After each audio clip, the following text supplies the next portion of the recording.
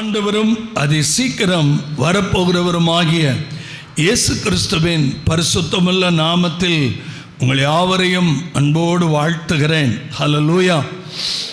இளைஞர்கள் இளைப்படைந்து சோர்ந்து போவார்கள், வாலிபர்களும் இடறி விழுவார்கள். ஆனால் கர்த்தருக்கு காத்திருக்கிறவர்களோ புது பலன் அடைந்து கழுகுகளைப் போல சட்டைகளை விரித்து உயரே பறப்பார்கள். அவர்கள் ஓடினாலும் இளைப்படையார்கள், நடந்தாலும் சோர்வடையார்கள். அல்லேலூயா. ஆவிக்குரிய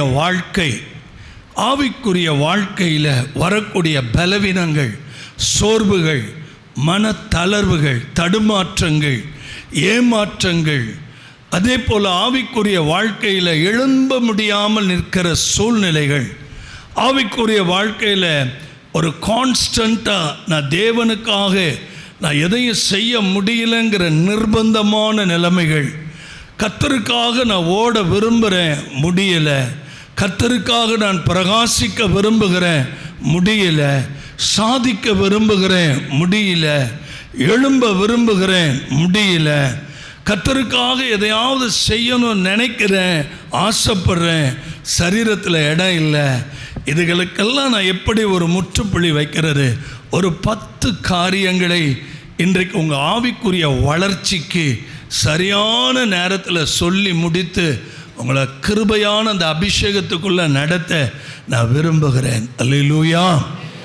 கர்த்தர் நல்லவர். ஒரு 10 வழிமுறைகள் இருக்கிறது. நம்ம அன்றாட படிக்கிற வசனங்கள் தான்.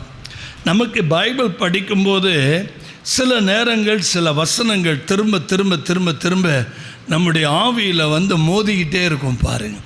அந்த மாதிரி நேரத்தில் நீங்கள் அதை அசதியாக நினச்சிடாம, இந்த வசனம் எனக்கு தெரியாதா அப்படின்னு நீங்கள் நினைக்காம, அந்த வசனத்தை ஒரு டைரியில் எழுதி, ஒரு நோட்டில் எழுதி, அதை நல்லா அசை போட்டு, அதை நல்லா மென்று சாப்பிட்டு, அந்த ஜீவ அப்பத்தை நல்லா உட்கொண்டு கொஞ்ச நேரம் அந்த ஜீவ தண்ணீரை குடித்து சுவாசிச்சிங்கன்னா வேதத்தினுடைய வெளிச்சத்துக்குள்ளே பரிசுத்த ஆவியானவர் கொண்டு போவார்.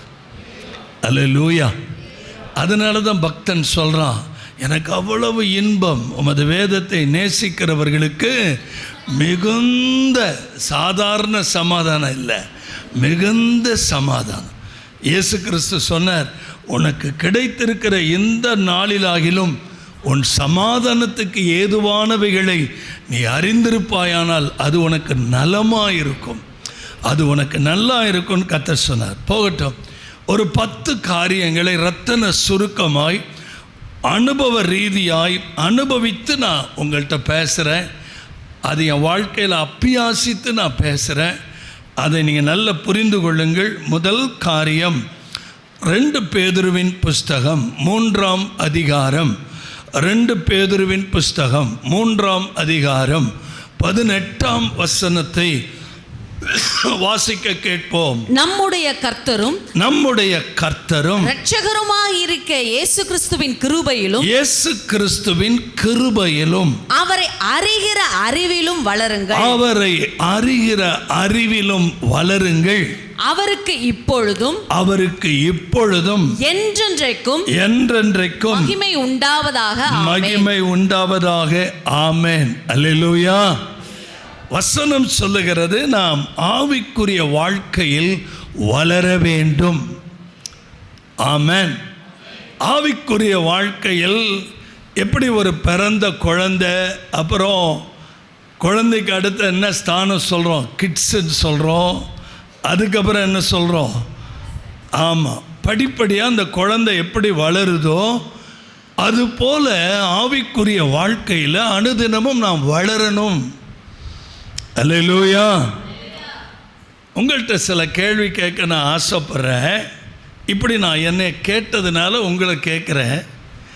உங்கள் வாழ்க்கையில் மனதார ஜெபித்த நாள் எது? மனதார ஜெபித்த நாள், கடைசியாக மனசார நல்ல வாய் விட்டு அழுது கண்ணீர் விட்டு நல்ல தேவ சமூகத்தில் கம்யூனிகேட் பண்ணி நெஞ்சார மனசார ஜெபிச்ச நாள் எதுன்னு ஞாபகப்படுத்துங்க. கடைசியா ரெண்டாவது, மனதார சத்தியத்தை பேசின இடம் அல்லது சொன்ன இடம் எது அப்படின்னு யோசிங்க.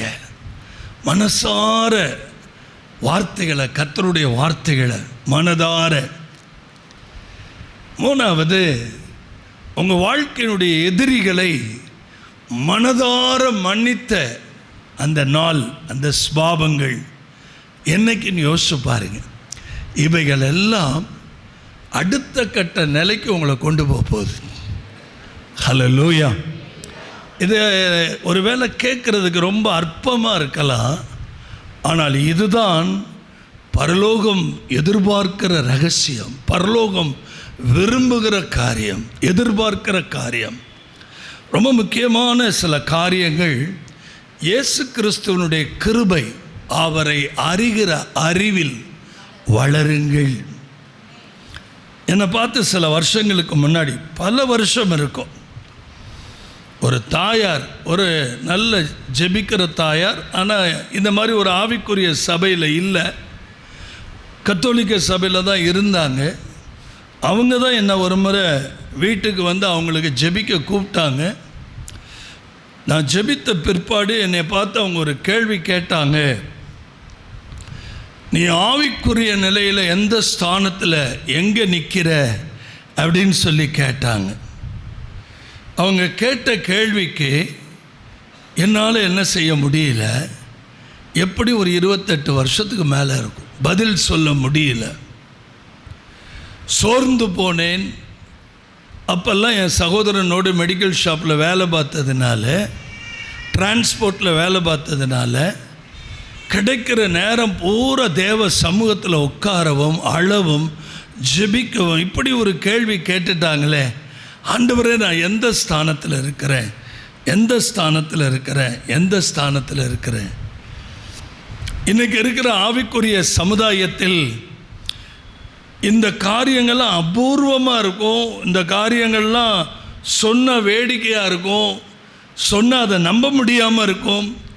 இப்படி நான் மனதார அழுது தேவ சமூகத்தில் கிறிஸ்துவ அண்டை நெருங்க நெருங்க நெருங்க நெருங்க ஆவிக்குள்ளான ஒரு மனுஷனாக கர்த்தர் எனக்கு அநேக காரியங்களை காண்பித்தார். இதுதான் நம்ம ஆவிக்குரிய வாழ்க்கையினுடைய ஒரு பரம ரகசியம். இது இந்த காரியம் புதிதாய் பிறந்தவர்களுக்கு புரியாது. சபையில் பல ஆண்டுகளாய் கர்த்தரை ஆராதிக்கிற தேவ பிள்ளைகள் நல்லா யோசிக்கணும். நான் நெஞ்சார கர்த்தரை பாடி, மனதார தெய்வத்தை பாடி துதிச்சு சந்தோஷமாக இருந்த நேரம் எது, நாள் எது? அந்த நாள் வராதான்னு சொல்லி நீங்கள் ஏங்கிக்கிட்டு இருப்பீங்க. நான் கடைசியாக எப்படி ஜெபித்தேன் பிரதர், ஆனால் அந்த ஜெபம் இன்றைக்கி எனக்கு என்ன செய்யலை. இல்லை, நான் திரும்ப அந்த ஸ்டேஜுக்கு வரணும்னு ஆசைப்பட்றேன். அது எனக்கு நடக்குமா? இந்த ஆராதனையில் நடக்கும். திரும்பவும் கர்த்தர் அந்த பழைய நிலைக்கு கொண்டு போவாரா? என்னுடைய ஆரம்ப அன்பு தெய்வீகம் கர்த்தரோடு இசைந்திருந்து அவரை அறிகிற அறிவில் வளர்ந்த நாட்கள் திரும்ப எனக்கு கிடைக்குமா? 100% கிடைக்கும். அல்லேலூயா. நல்ல கவனிங்க. பசியுள்ள ஆத்துமாவுக்கு இந்த வேதம் ஒரு ஜீவ அப்பமாக, பசியுள்ள இருதயத்துக்கு இது ஒரு ஜீவ தண்ணீராக பரிசுத்த ஆவியானவர் வச்சிருக்கிறார். Praise the Lord. உலகத்தில் நமக்கு சரீரத்தை கொடுத்த தெய்வம் சரீரப்பிரகாரமான பசி மாம்சத்தில் போராடுகிற நேரத்தில் ஆவிக்குள்ளான மனுஷனுக்கு, ஆத்மாவுக்கு ஆரோக்கியமான இந்த வார்த்தைகள் எடுத்து வாசிக்க கர்த்தர் இந்த புதிய ஏற்பாட்டு கிறிஸ்தவ வாழ்க்கையில் நம்ம எல்லார் கையிலையும் ஒரு பைபிள் கொடுத்துருக்கிறார். எவ்வளோ பாக்கியவான்கள். யோபு கையில் பைபிள் இல்லை, ஆபிரகாம் கையில் பைபிள் இல்லை, ஈசாக்கு கையில் பைபிள் இல்லை. ஆனால் அவங்களுக்கெல்லாம் பஞ்சம் வந்தது. அந்த பஞ்சத்தில் ஈசாக்கு விதைக்க தைரியப்படுத்திட்டான். அதில் ரொம்ப அழகாக ஒரு வசனம் இருக்குது. கர்த்தர் அவனை ஆசீர்வதித்ததுனால 100 மடங்கு பலனை பார்த்தான். பழைய ஏற்பாட்டில் ஒரு பரிசுத்தவான் கையில் வேதம் இல்லை, போதகர் இல்லை, சபை இல்லை, அந்த மனிதனுக்கு அவன் 100% கர்த்தரை சார்ந்திருக்கும் போது கர்த்தர் அவனை ஆசீர்வதித்து அந்த வறட்சியில் அவன் எடுத்த முயற்சிக்கு 100% பலனை கொடுக்க முடியுமானால், புதிய ஏற்பாட்டு கிறிஸ்தவர்களாகிய நம்முடைய வாழ்க்கையில் அப்பா, பிதாவே என்று கூப்பிடக்கூடிய புத்திர சுவிகாரத்தின் ஆவியை பெற்ற நாம், அவருக்கு உரிமை சொத்து, நாம் அவருடைய சொத்து, உரிமை பாராட்டுகிற பிள்ளைகளாகிய நாம் உரிமையோடு கேட்கும்போது 1000 மடங்கு அதை ஆசீர்வதிக்க அதை வல்லமையுடைய தெய்வமாக இருக்கிறார். அல்லேலூயா. அப்போ நம்ம என்ன செய்கிறது? இந்த முதல் குறிப்பில் 1 பேதுருவின் புஸ்தகம் 2ஆம் அதிகாரம் 1, 2, 3 வசனங்கள் என்ன சொல்லுது? இப்படி இருக்க கர்த்தர் தயையுள்ளவர் என்பதை, என் ஆண்டவர் தயை உள்ளவர் என்பதை நீங்கள் ருசி பார்த்தது உண்டானால், வார்த்தையை நல்ல கவனிங்க, கர்த்தரை ருசித்து பார்க்கிற ஒரு அனுபவம். ருசித்து பாருங்கள், கர்த்தர் நல்லவர். ருசித்து பாருங்கள், கர்த்தர் நல்லவர். ருசித்து பாருங்கள், கர்த்தர் நல்லவர். ஆராதிப்போம் இயேசு ராஜனை. ஆண்டவர் எப்படிப்பட்டவர்? ருசித்து பார்க்கணுமா? ஹல்லேலூயா. எப்படி ருசிக்கிறது? பைபிளை படிக்க படிக்க படிக்க படிக்க படிக்க படிக்க படிக்க, வார்த்தைகளை படிக்க படிக்க படிக்க, அதனுடைய ஆழம், அகலம், நீளம், உயரம், கர்த்தர் அதில் பொதித்து வைத்திருக்கிற அந்த தேன் அமுதம், அதை ருசிக்க ருசிக்க நம்ம ஆண்டவர் எப்படிப்பட்டவருங்கிறது புரியும். ஹல்லேலூயா, ஆமென். அது கலங்கமில்லாத ஞானப்பால், சாதாரணது கிடையாது. இந்த உலகத்தில் ஒரு கலங்கம் இல்லாமல் வாழக்கூடிய பிள்ளைங்க தேவ பிள்ளைங்க. ஏன்னா நம்ம குடிக்கிற பால், நம்ம அப்பா கிட்டேருந்து குடிக்கிற பால் கலங்கமில்லாத பால். இந்த மனுஷன் கலங்கமில்லாதவையா? அந்த சபைக்கு போகிற அந்த தேவ பிள்ளை கலங்கமில்லாதவன். அவனுக்குள்ள அந்த கலங்கங்கிறது கிடையாது. ஏன்? அவன் தகப்பன் கொடுக்கிற கலங்கமில்லாத ஞானப்பால அனுதினமும் அவன் வாசிக்கிறான், பயிற்சி எடுக்கிறான். அது இல்லாமல் அவனால் என்ன பண்ண முடியாது? வாழ முடியாது. ஹல்லேலூயா. அப்போ இந்த வேதத்தை வாசிக்கும் போது என்ன நடக்குது?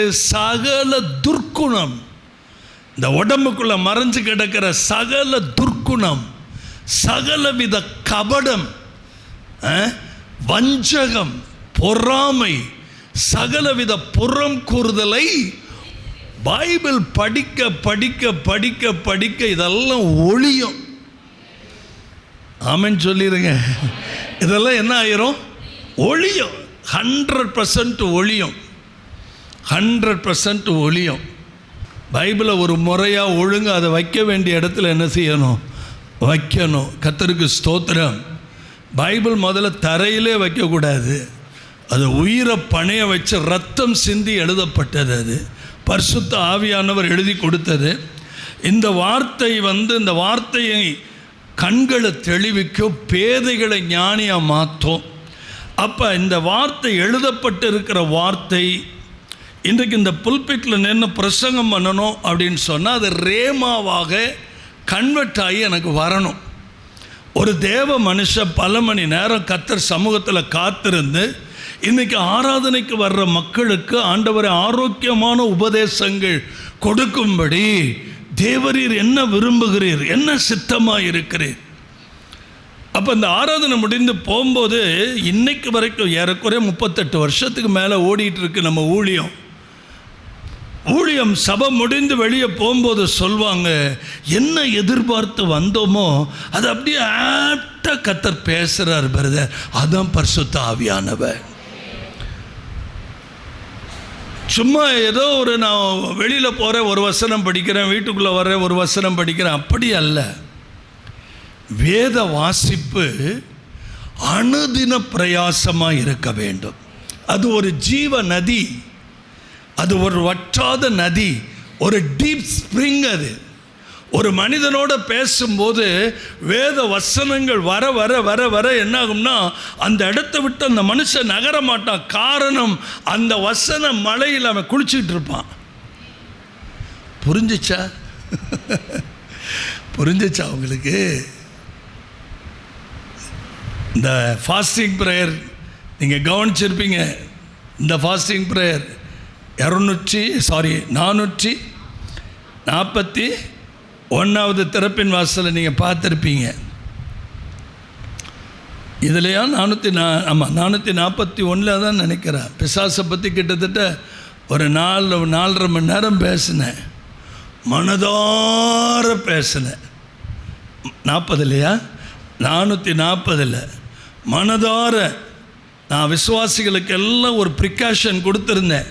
அன்றைக்கி சபை நிரம்பி வழிஞ்சிச்சு. அன்றைக்கி சாப்பாடு சாப்பிட்டவர்களும் சொன்னாங்க, ஆவிக்குரிய மன்னாவும் மகிமையாக இருந்தது, சரீர உணவும் எப்படி இருந்தது, மகிமையாக இருந்ததுன்னு எல்லாரும் வந்து அத்தனை பேர் ஆசீர்வதிக்கப்பட்டாங்க. ஒரு திருப்தியோடு வெளியில் போனாங்க. இந்த திருப்தி அப்போ வரும், வாழ்க்கையும் வசனமும் ஒன்றா இருக்கும்போது. வாழ்க்கையும் வசனமும் ஒன்றா இருக்கணும். பைபிள் பிரசங்கம் பண்ணுறதுக்காக கொடுக்கப்பட்டதில்லை. பைபிள் வேத வசனம் வாழ்வதற்காக கொடுக்கப்பட்டது. நம்முடைய அன்றாட வாழ்க்கை. உங்களுக்கு பிரசங்கிக்கு முன்னாடி அது நான் தகுதி உள்ளவனான்னு பல மணி நேரம் யோசிக்கிறேன். ஹல்லேலூயா! சத்தமாக ஒரு ஆமென் சொல்லிடுவோமே. முதலாவது இந்த வேதத்தை முறைப்படி வாசிக்கணும், ஒழுங்காக வாசிக்கணும், அனுதினம் வாசிக்கணும், வாசிக்கப்பட்ட பகுதிகளை தியானிக்கணும், ஆராயணும். அதில் ஜீவன் இருக்கிறது, ஆரோக்கியம் இருக்கிறது, சௌக்கியம் இருக்கிறது, விடுதலை இருக்கிறது, கிருபை இருக்கிறது, அற்புதம் இருக்கிறது, அதிசயம் இருக்கிறது. இந்த வார்த்தைகள் போய் அது செய்ய வேண்டிய வேலையை செஞ்சுட்டு திரும்புமா. Praise the Lord.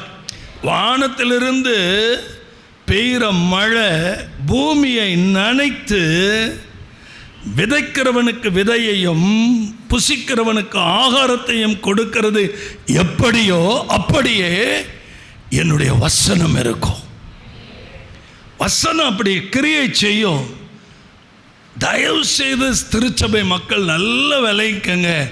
வசனம் இல்லாத ஒரு திருச்சபை, கிறிஸ்து இல்லாத திருச்சபை, ஒரு ஆரோக்கியமற்ற ஒரு கள்ளத்தனமான சபை, கள்ளத்தனமான ஊழியன் அப்படிங்கிறத நீங்கள் விளங்கிக்கணும்.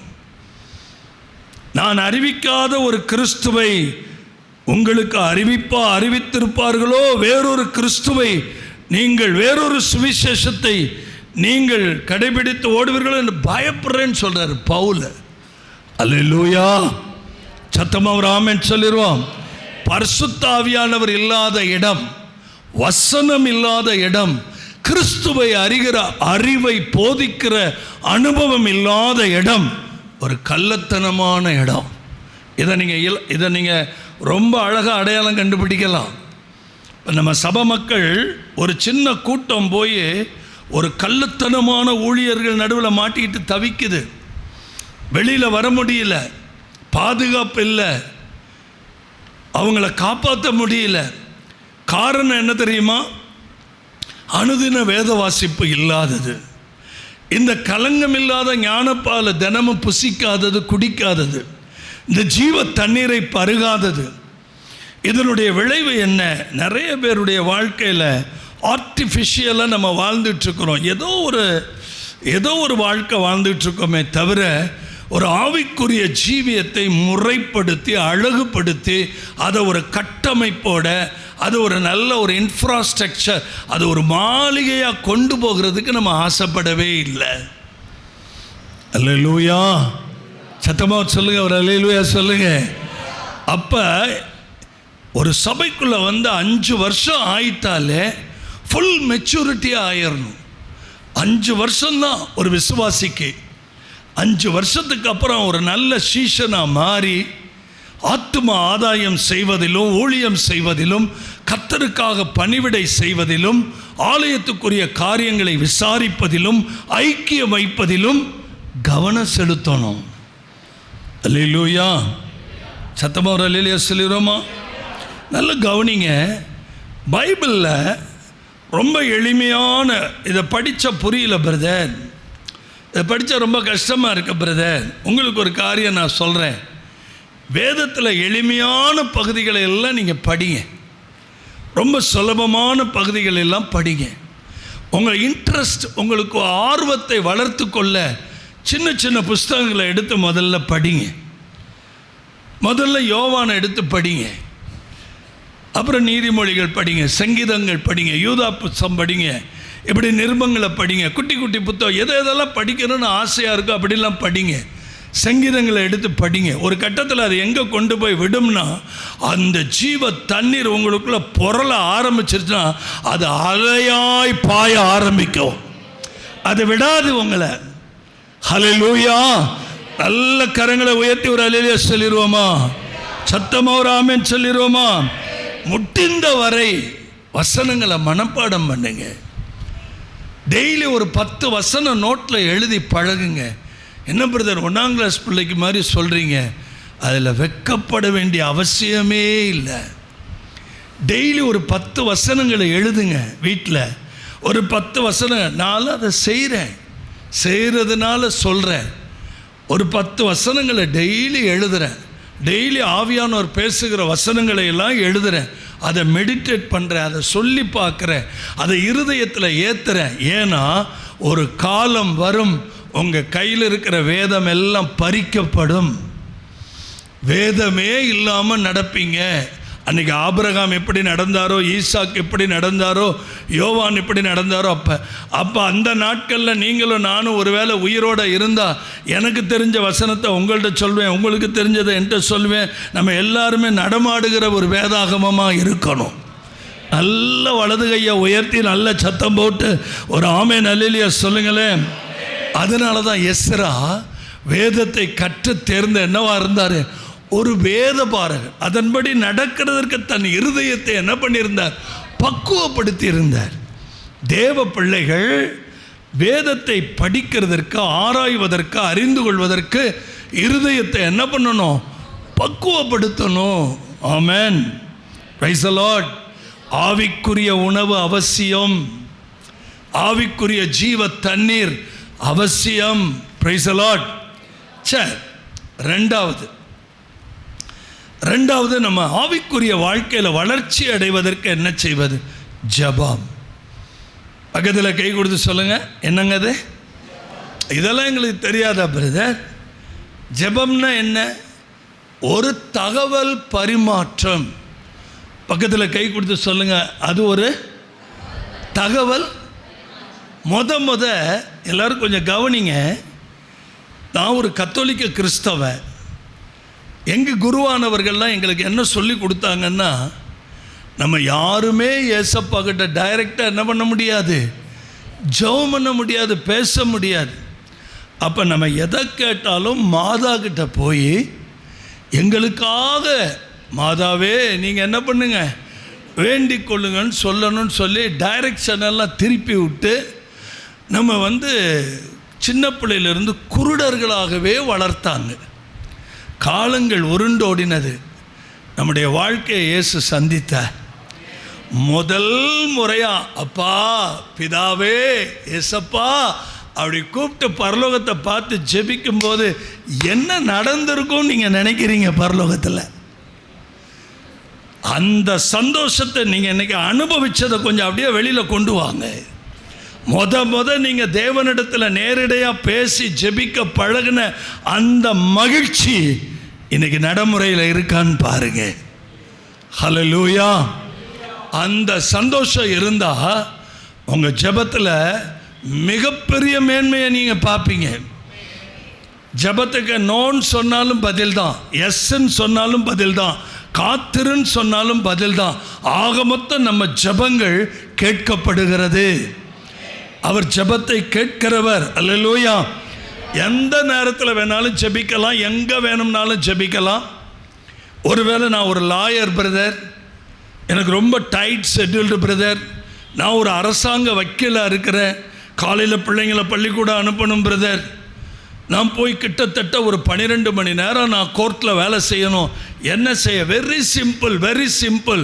அதற்காக தான் கர்த்தர் சொன்னார், இடைவிடாமல் ஜெபம் பண்ணுங்க, சோர்ந்து போகாமல் ஜெபம் பண்ணுங்க. எந்த சமயத்திலும் புருஷர்கள் கைகளை உயர்த்தி நீங்கள் என்ன செய்யுங்க? ஜெபம் பண்ணுங்க. சின்ன சின்ன ஜெபம். கோர்ட்டில் உங்கள் இதை எடுத்து மேலே மாட்டும் போது, ஏசப்பா இது நீங்கள் கொடுத்த கனம், நீங்கள் கொடுத்த வஸ்திரம், என் வாய் நீதியை பேசணும், முடிஞ்சிச்சு. அந்த சின்ன சின்ன சின்ன சின்ன சின்ன ஜெபம் நீங்கள் வேலை செய்கிற ஸ்தலத்தில், துவைக்கிற நேரத்தில், அடுப்படியில் நிற்கிற நேரத்தில், நீங்கள் வண்டி ஓட்டுற நேரத்தில். நான் காரில் போகும்போது அதிகமாக ஜெபம் பண்ணிட்டு போய் மீட்டிங்கில் இறங்கியிருக்கிறேன். மறக்கவே முடியாது. அந்த ஊழியர்கள் சொல்வாங்க, எங்கள் லைஃப்பில் இப்படி ஒரு மீட்டிங்கை பார்த்ததில்லைம்பாங்க.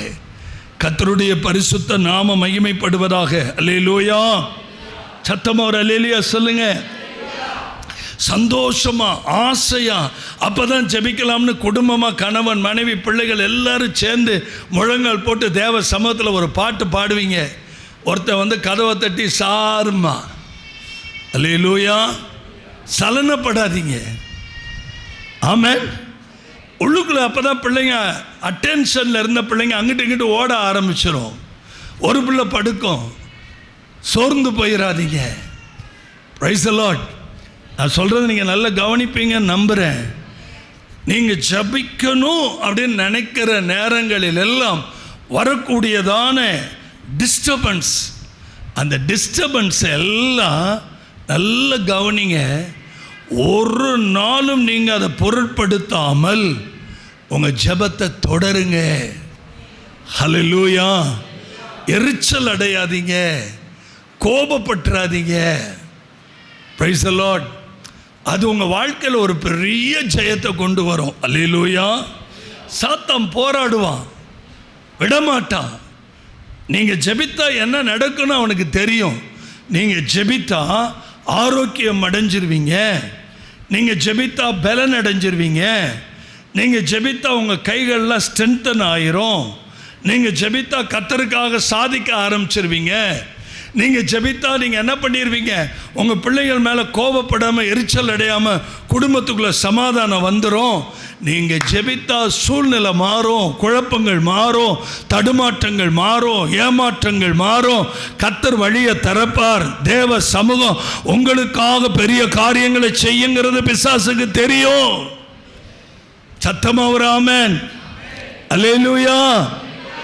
அதனால குடும்ப ஜெபத்தில் அதிக டிஸ்டர்பன்ஸ் வரும், எரிச்சல் அடைய வைப்பான். நீங்கள் ஜெபிச்சு ஒரு பாட்டு பாடி ஒரு குறிப்பு தான் கொடுப்பீங்க. அந்த குறிப்பு கொடுக்கும்போதே சண்டை வரும், அந்த குறிப்பு கொடுக்கும்போதே குழப்பம் வரும், அந்த குறிப்பு கொடுக்கும்போதே தடுமாற்றம் வரும். ஒரு குறிப்பை பற்றி பேசிகிட்டு இருக்கும்போதே நீங்கள் கதை பேச ஆரம்பித்து ஜெபங்கிறதே மறைஞ்சு கொஞ்ச நேரம் கதை பேசிக்கிட்டே இருப்பீங்க. இதெல்லாம் குடும்ப ஜெபத்தில் நடக்கும். ஆனாலும் ஜெபத்தை தொடருங்கள், ஜெபத்தை நிறுத்தாதீங்க. ஏனென்றால் கர்த்தர் எதிர்பார்க்கிற ஒரு காரியம், பரலோகம் எதிர்பார்க்கிற காரியம், ஒரு ஆவிக்குரிய கிறிஸ்தவனுக்கு தேவன் கொடுத்திருக்கிற ஒரு உன்னதமான ஒரு திறவுகோல் ஜெபம். Praise the Lord.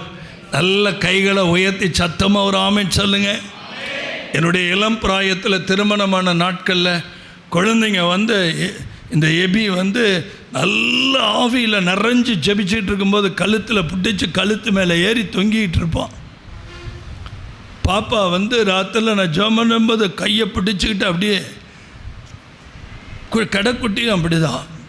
ஆனாலும் என்னுடைய ஜெப வாழ்க்கையில் நான் அதை டிஸ்டர்பன்ஸாக நினச்சதே இல்லை. சில பேர் கேட்பாங்க, எரிச்சலாக இருக்க, இப்படி நல்ல ஆவியில் நிறைஞ்சிக்கிட்டு இருக்கும்போது பிள்ளைங்க வரும். இன்றைக்கி ஒரு ரகசியத்தை சொல்கிறேன்.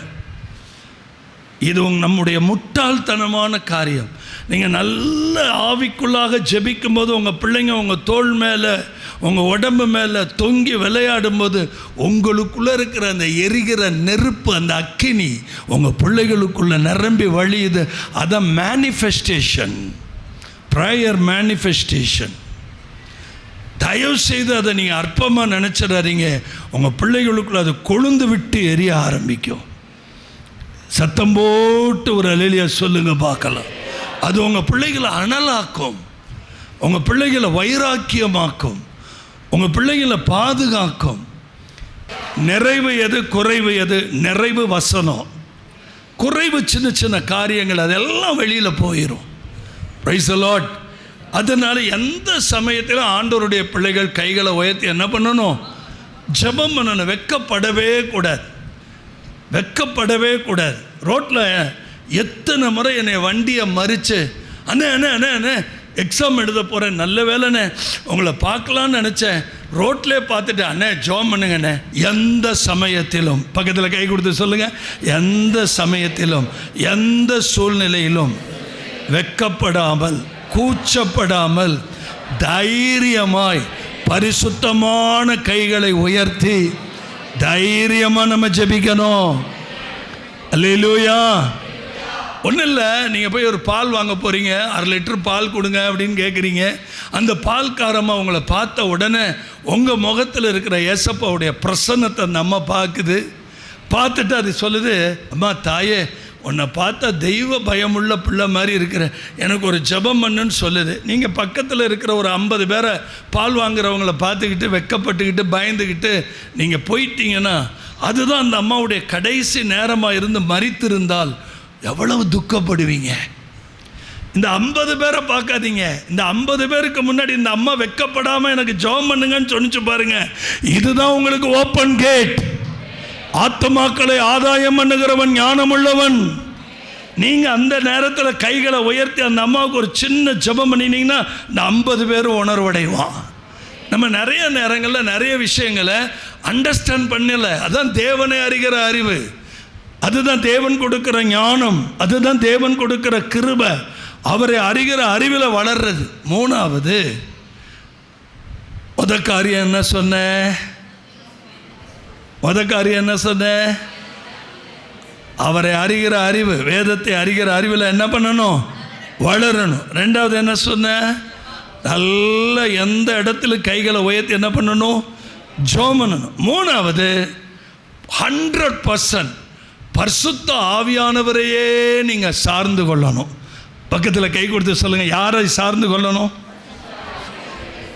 அவரை ஒரு வேலைக்காரர் மாதிரி நடத்தக்கூடாது. எனக்காக நீங்கள் சத்தம் போட்டு சொல்ல, அவரை நீங்கள் என்ன பண்ணக்கூடாது? அவரை ஒரு வேலைக்காரர் மாதிரி, ஆவியானவரே அதை பண்ணுங்க, ஆவியானவரே இதை பண்ணுங்க, அப்படி இல்லை. அப்பா பிதாவே என்று கூப்பிடக்கூடிய புத்திர சுவிகாரத்தின் ஆவியை எனக்கு தந்தவரே, வெல்கம் ஹோலி ஸ்பிரிட், பரிசுத்த ஆவியானவரே வாங்க. அந்த தாழ்மை நிறைந்த இருதயத்தோடு நீங்கள் கூப்பிடும்போது ஆவியானவர் உங்களுக்குள்ள வந்து ஆளுகை செய்ய விரும்புகிறார். என்னைக்காவது அப்படி கூப்பிட்டு பழகி இருக்கிறீங்களா? தினந்தோறும் அப்படி கூப்பிட்டு பாருங்க, ஆவியானவரே நீங்கள் எனக்குள்ள வாசம் பண்ணுங்க, ஆவியானவரே நீங்கள் என் கூட இருக்கிறீங்க, ஆவியானவரே உலகத்தில் இருக்கிற அவனிலோ நீங்கள் எனக்குள்ளே இருக்கிற தெய்வம், நீங்கள் எப்படிப்பட்டவராக இருக்கிறீங்க? பெரியவராக இருக்கிறீங்க, நீங்கள் பெரிய காரியம் செய்ய முடியும். ஆவியானவரே இன்றைக்கி எங்கள் தேசத்தினுடைய நிலைமை இவ்வளவு மோசமாக இருக்குது. ஒரு ஆத்மாவுக்கு வேதம் மட்டும் தெரிஞ்சிச்சுன்னா, வசனம் மட்டும் தெரிஞ்சிச்சுன்னா, இயேசு மட்டும் தெரிஞ்சிச்சுன்னா போதுங்க, அந்த ஆத்மா பொழைச்சிக்கும். விசுவாசம் உள்ளவர்கள் நல்ல வலதுகரத்தை உயர்த்தி சத்தம் போட்டு ஒரு அல்லேலூயா சொல்லிருங்க பார்க்கலாம். நல்ல சத்தமாக ஆமென் சொல்லுங்க. இந்த தேசத்தினுடைய சாபம், துன்மார்க்கர்கள் ஆளும் போது தேசம் எப்படி இருக்குமா? தத்தளிக்குமா? தத்தளிக்கிறோமா இல்லையா? இன்னைக்கு இந்த தேசத்தில் தத்தளிப்பு இருக்குதா இல்லையா? ஒவ்வொரு தொழில் அதிபர்களும் சாகுறாங்க, பெருமூச்சு விடுறாங்க, அழுகிறாங்க. ஈஸ்ட் மெயின் ஸ்ட்ரீட்டில் போய் பாருங்கள், பெரிய பெரிய பெரிய ஷோரூமில் இப்போ மூடிட்டு இருக்கிறாங்க. எல்லாம் சட்டரை இழுத்துட்டாங்க, சாக்கு மூட்டையில் வச்சு கட்டிட்டாங்க. இனி தொழில் நடத்த முடியல. வரி வரி வரி வரி. இந்த கடைசி காலத்தில் எப்படி வாழ போகிறோம், எப்படி நிற்க போகிறோம்? அரசாங்கத்தில் வேலை பார்க்குற பிள்ளைகள் இயேசுவை சார்ந்திருக்கிறதுனால உபத்திரவம், இயேசுவை சார்ந்திருக்கிறதுனால வேதனை. கவலைப்படாதீங்க, கவலைப்படாதீங்க. கர்த்தருடைய நாமத்துக்கு நீங்கள் சாட்சியாக நில்லுங்க. அல்லேலூயா. பரிசுத்த ஆவியானவரை சார்ந்து கொள்ளுங்கள். ரோமர் புஸ்தகம் 8ஆம் அதிகாரம் 14, 15. ரோமர் 8ஆம் அதிகாரம் 14, 15 பாருங்க. மேலும் எவர்கள் தேவனுடைய ஆவியினாலே நடத்தப்படுகிறார்களோ, if you lead by the Holy Spirit, அவர்கள் தேவனுடைய புத்திரராய் இருக்கிறார்கள். இதை விட என்னங்க இந்த உலகத்தில் நமக்கு வேணும்? வாயை திறந்த நெஞ்சார சொல்லுங்க, ஆவியானவரே நான் உங்க பிள்ளைப்பா, என்ன நடத்துங்கப்பா. நிச்சயமா உங்க தொழிலை பாதுகாப்பார், நிச்சயமா உங்க குடும்பத்தை பாதுகாப்பார், நிச்சயமா உங்க வீட்டில் கர்த்தருடைய காரியம் நிறைவேறும். உங்க பிள்ளைகளை குறித்ததான பயம், எதிர்காலத்தை குறித்ததான பயம் எலேசராகிய பரிசுத்த ஆவியானவரிடத்தில் ஒப்படைச்சிருங்க. ஆவியானவரே நீங்க வந்த போதும். பாடுறமா இல்லையா? நிறைவான ஆவியானவரே நீர் வரும்போது. சூப்பர்ல, நல்ல கைகளை தட்டி ஆண்டவருக்கு நன்றி சொல்லுங்க. நிறைவான ஆவியானவரே நீர் வரும்போது குறைவுகள் மாறுமே. நிறைவான ஆவியானவரே நீர் வரும்போது குறைவுகள் மாறுமே. நீர் வந்தா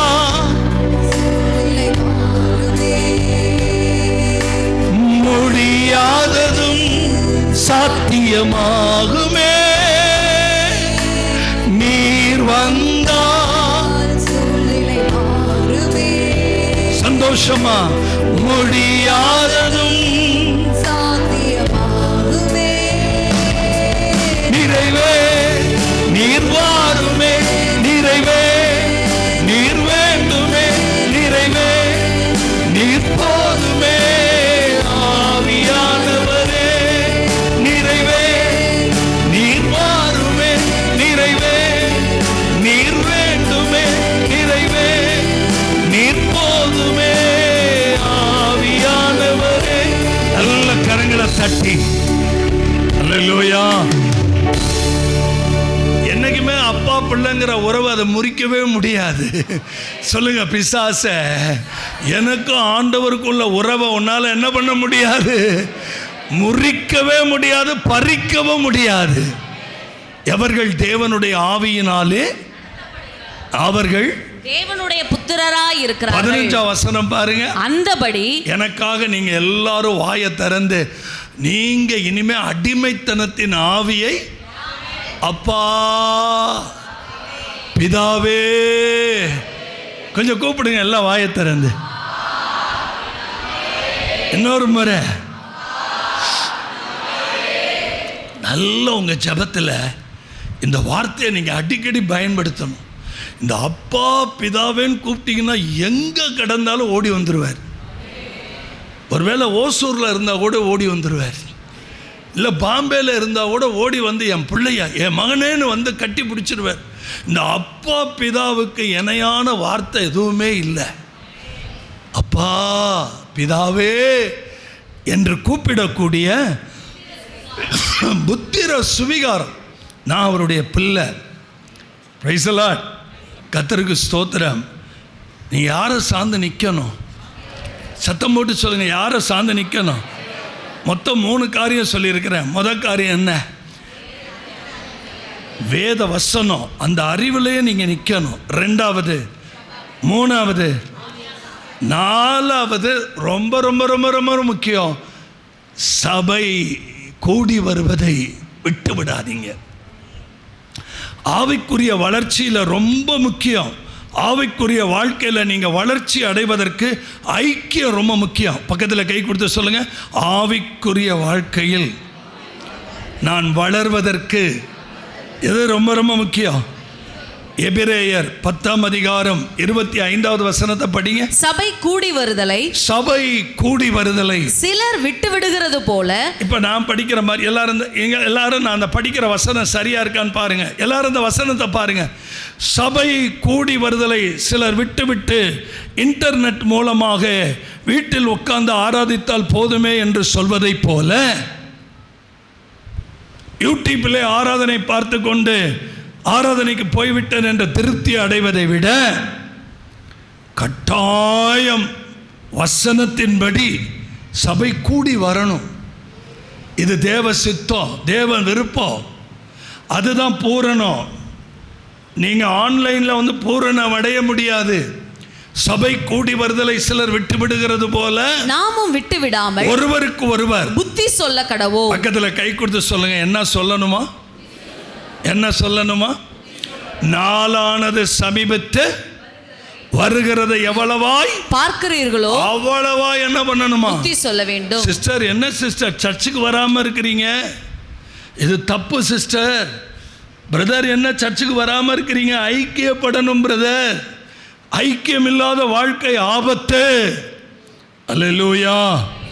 சந்தோஷமா அல்லேலூயா சொல்லுங்க. ஒரு உண்மையாக வேதத்தை நேசிக்கிற பிள்ளை, ஜெபிக்கிற பிள்ளை, ஆவியானவரோடு இசைந்திருக்கிற பிள்ளை எந்த சூழ்நிலைகளையும் காரணம் காட்டவே மாட்டாங்க. மழை வந்துச்சு, வெயில் ஓவராக இருக்கு, இதெல்லாம் காரணமே கிடையாது. வேத வசனம் சொல்லுது, தேவ மனுஷனே, நீ யாரா இருந்தாலும் சரி, சாக்கு போக்கு சொல்ல உனக்கு என்ன இல்லை, இடமே இல்லை. ஆண்டவருடைய காரியத்தில் பட்சபாதமே கிடையாது. நாங்கள்லாம் ஸ்கூலில் படிக்கும்போது ஒரு பழமொழி சொல்லிக்கிட்டே ஸ்கூலுக்கு நனைஞ்சு போவோம்.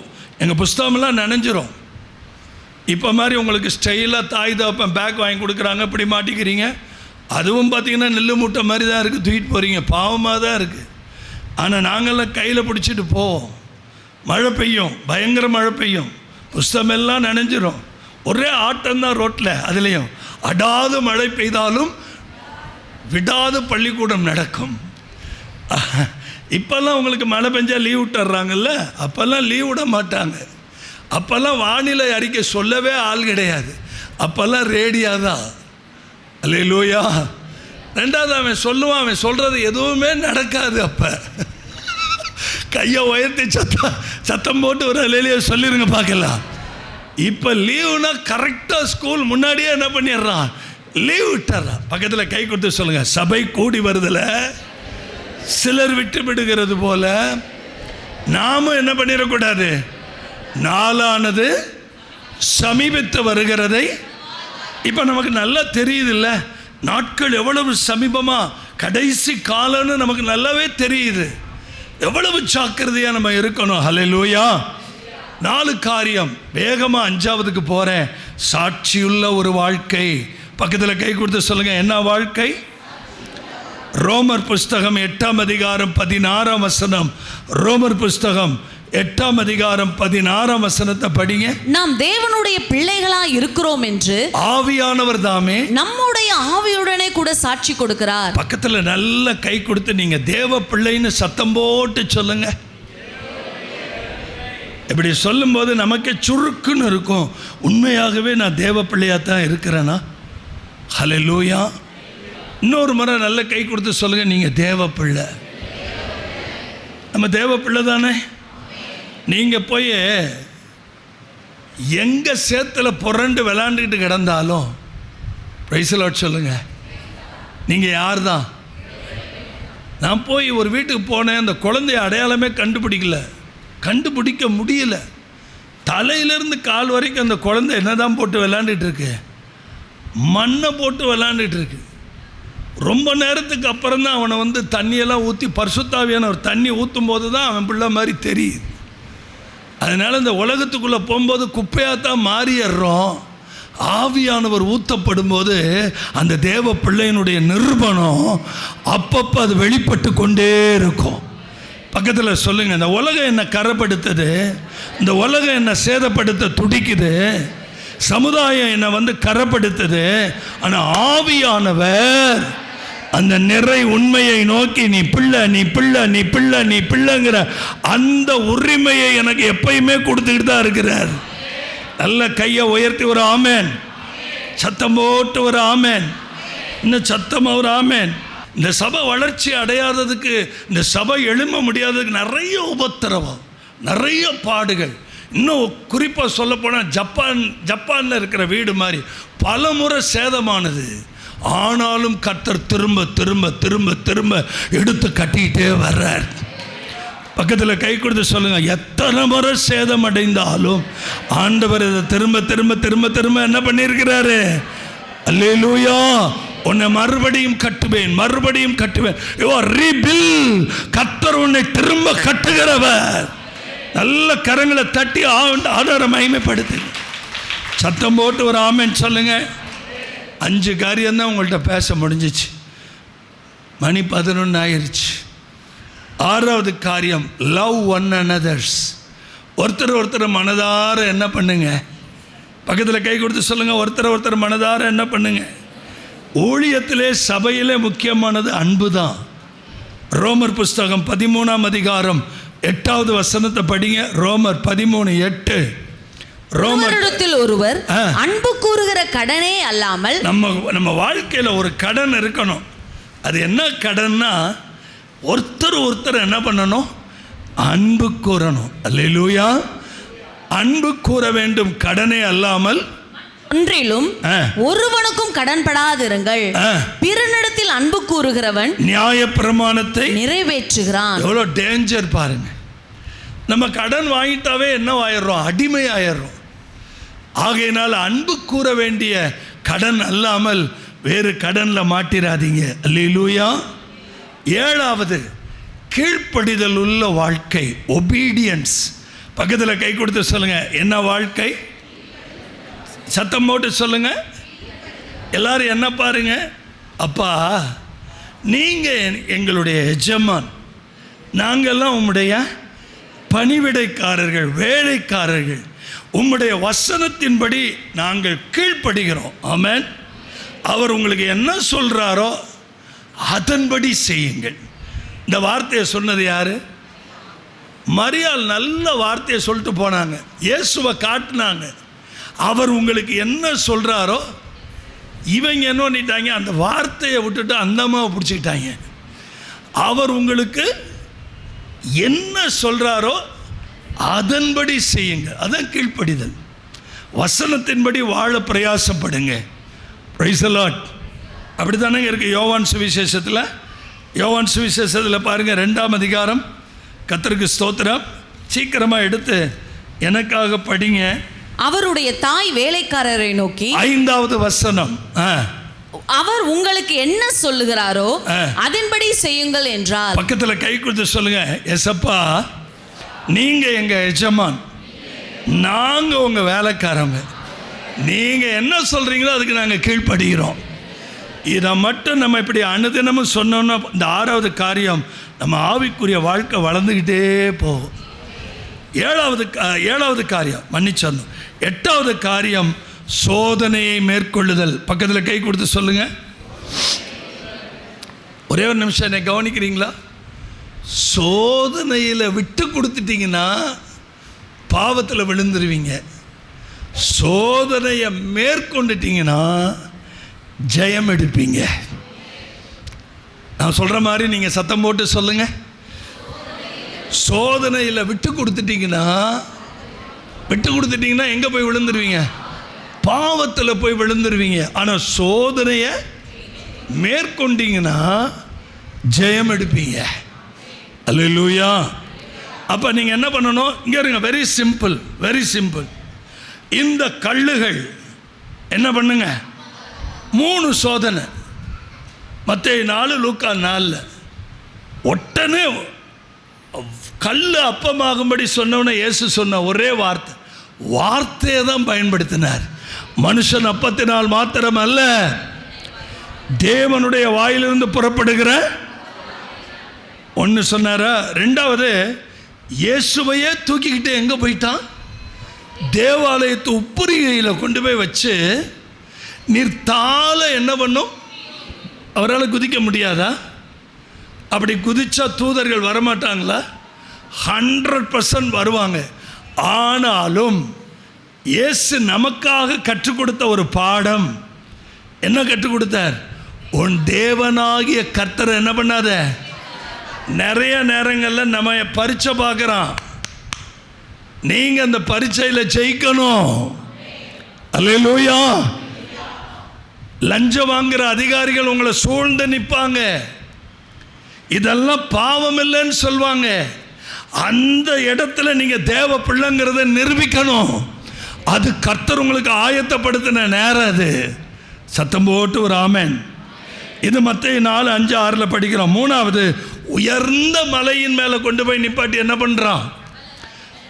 பூமியில் உள்ள சகல ராஜ்யத்தையும் காட்டி, அதனுடைய மகிமையெல்லாம் காட்டி, என்ன சாஷ்டாங்கமாக என்ன பண்ண. கொஞ்சம் கவனிக்கிறீங்களா? ப்ளீஸ் கவனிக்கிறீங்களா? கையை உயர்த்தி சத்தம் போட்டு ஒரு ஆமென்.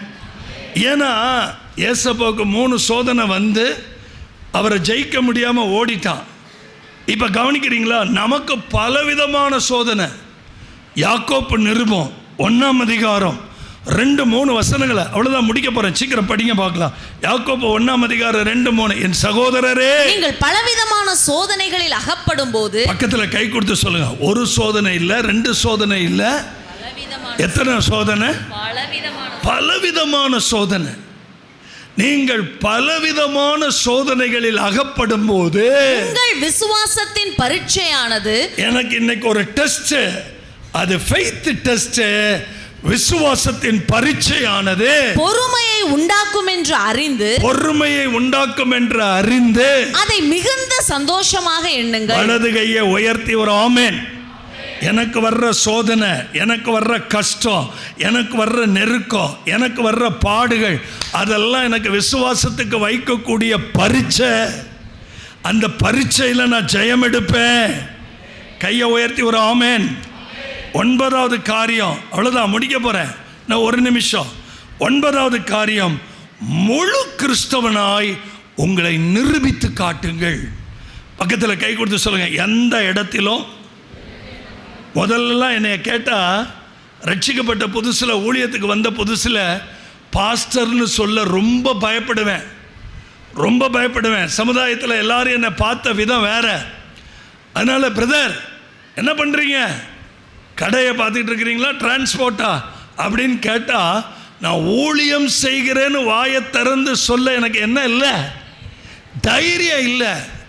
எங்கே போனாலும் பெருமையாக, பெருமையாக அந்த ஸ்தானம் குறைஞ்சு போயிடக்கூடாதுன்னு பஸ் ஓனர் பிள்ளைன்னு காட்டிக்கிட்டு என்னைய நானே வஞ்சிச்சுக்கிட்டு என்னைய நானே ஏமாத்திட்டு இருந்தேன். காலங்கள் வந்தது, ஆவியானவர் பேசினார், உனக்கு சரீரத்தை கொடுத்த உன் தகப்பனுக்கு நீ பயந்து நடப்பாயே, ஆனால் உனக்கு ஆவியை கொடுத்த ஜோதிகளின் பிதாவுக்கு நீ எவ்வளவு அதிகமாய் பயந்து நடக்க வேண்டும்.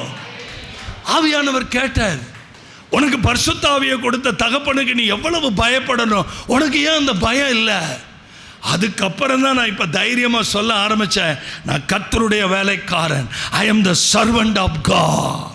நான் தேவனுடைய பணிவிடைக்காரன், நான் தேவனுடைய ஊழியக்காரன். இதை சொல்ல ஆரம்பித்த உடனே தான் கர்த்தருடைய கரம் என்னை ஆசீர்வதிக்க ஆரம்பிச்சிச்சு.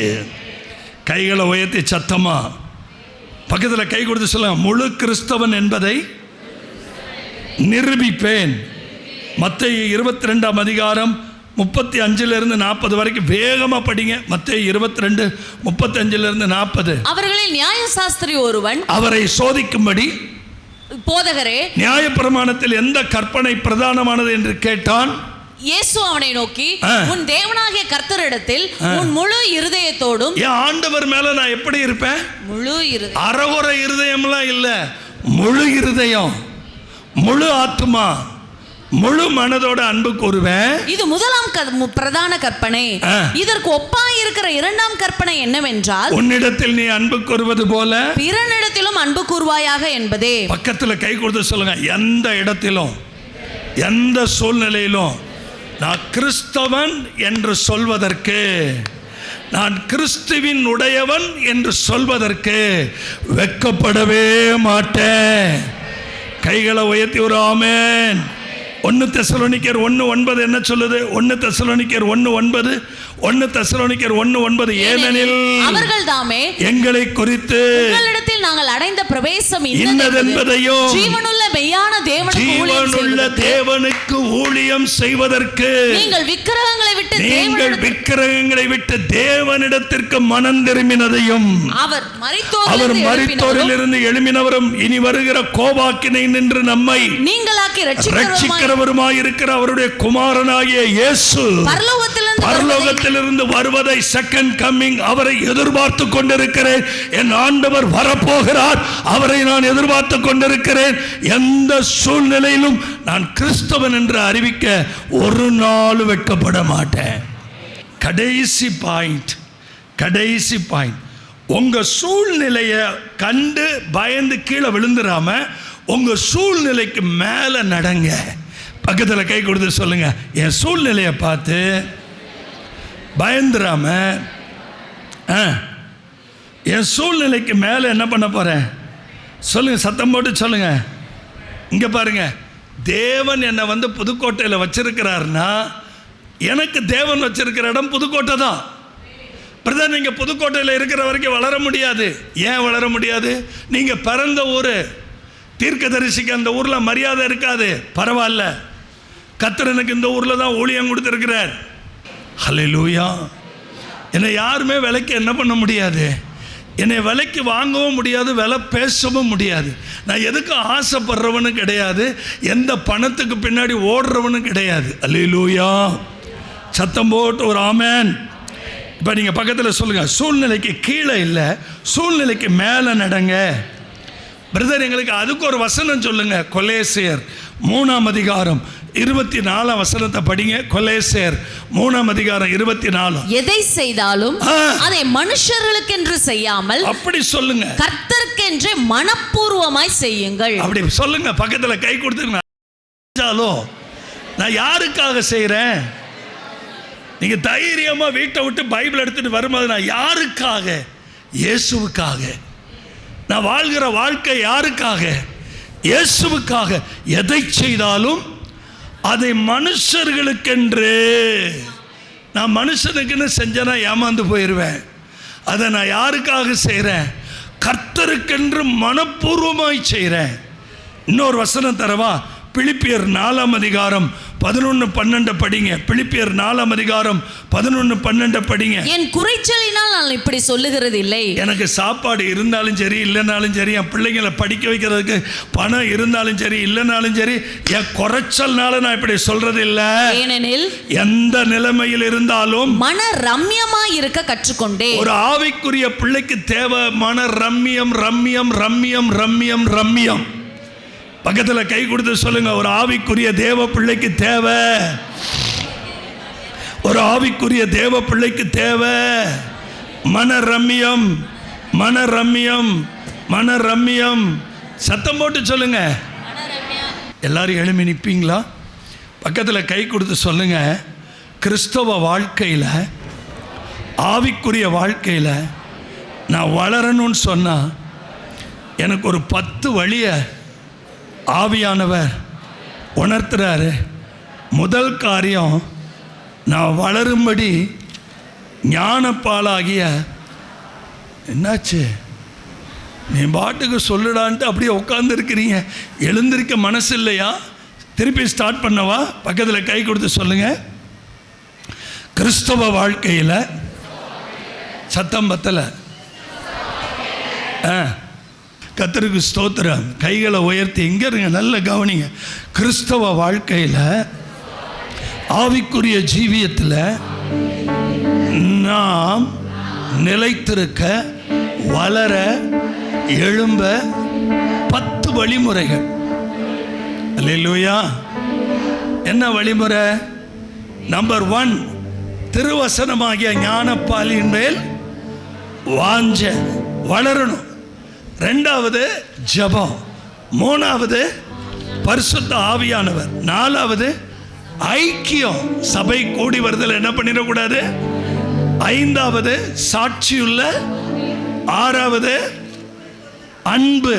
7வது கீழ்ப்படிதல் உள்ள ஜீவியம். 8வது சோதனையை ஜெயிக்கிறது. 9வது எந்த இடத்திலும் கிறிஸ்தவன்னு சொல்ல என்ன பண்ணக்கூடாது, வெட்கப்படவே கூடாது. கடைசியா சூழ்நிலைகளுக்கு கீழே இல்லை, சூழ்நிலைகளுக்கு காதுள்ளவன் என்ன செய்யட்டும், கேட்க கடட்டும்.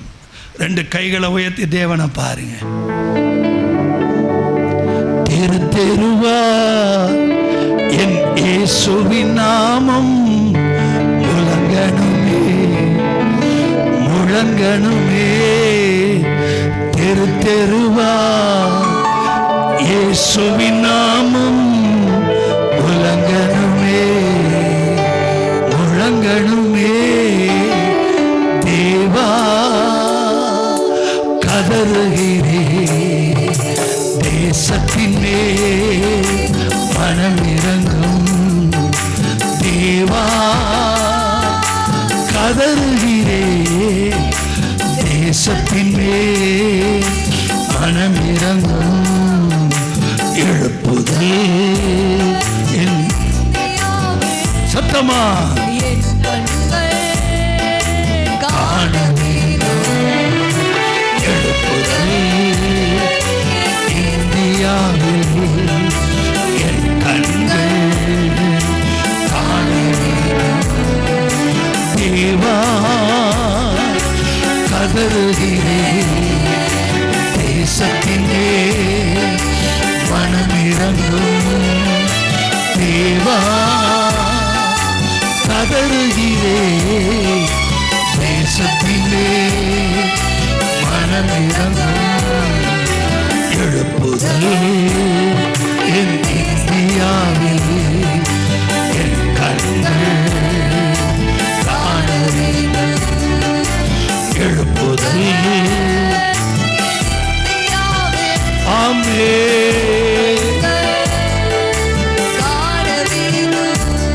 சந்தோஷமா இருக்கிறீங்களா? உங்களை பார்த்து தான் கேட்குறேன். சந்தோஷமா இருக்கிறீங்களா இல்லை கோபமா இருக்கிறீங்களா? மன நிறைவோடு நீங்கள் ஜெபித்த நாள் எது? மன நிறைவோட பாட்டு பாடின நாள் எது? என்னைக்கு ரொம்ப சந்தோஷமா இருந்தீங்க? அதெல்லாம் நீங்கள் திரும்ப ரெனியூ பண்ணி கொண்டு வாங்க. உங்கள் ஆவிக்குரிய ஜீவியம் மடமட மடமடன்னு வளர்ந்துடும். திரும்ப ரிப்பீட் பண்ணுங்க. கையில் பைபிள் எடுங்க, ஞானப்பாலை குடிங்க, ஜெபத்தை ஆரம்பிங்க, ஆவியானவர் துணையை கேளுங்க, அப்பா பிதாவேன்னு கூப்பிடுங்க, சாட்சியுள்ள வாழ்க்கைக்கு ஆயத்தமாகுங்க. சத்தமா இல்லையா சொல்லுங்க. ஆமென். கையை உயர்த்த நம்ம ஜெபிச்சிருவோம். நல்ல தகப்பனே, நன்றி நிறைந்த இருதயத்தோடு உம்மை நாங்கள் ஸ்தோத்தரிக்கிறோம். உம்முடைய இளைப்பாறுதல், உம்முடைய சமூகம் எங்களோடு இருப்பதாக. ஆவிக்குரிய வாழ்க்கையில் வளருவதற்கு எங்களுக்கு உதவி செய்வீராக. உமது கிருபை மேலோங்கி நிற்பதாக. உமது சமாதானம் எங்களோடு இருப்பதாக. ஆவிக்குரிய வாழ்க்கையில் வளர உதவி செய்யும். இயேசுவின் நாமத்தில் ஜெபிக்கிறோம் நல்ல பிதாவே.